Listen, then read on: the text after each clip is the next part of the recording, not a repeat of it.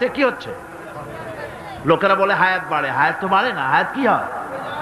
জন্মের পরের থেকে আমার জন্য রিজার্ভ আছে যতটুকু, 50 বছর বাঁচবো, 60 বছর বাঁচবো, যতটুকু হায়াত আমার জন্য নির্ধারিত করা আছে, নির্ধারণ করা আছে, প্রতিদিন একদিন করে কমে যেতেছে।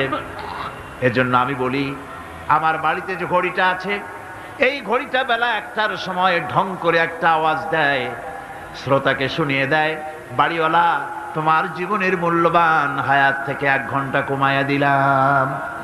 2টার সময় 2টা ঘন্টা লাগায় শোনায় দিল, বান্দারে তোমার জীবনের মূল্যবান সময় থেকে 2টি ঘন্টা কমে গেল। এমনি করে দিন গেল, মাস গেল, বছর গেল, আমাদের হুঁশ হলো না।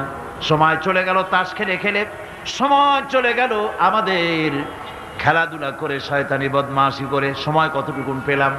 কিয়ামতের দিন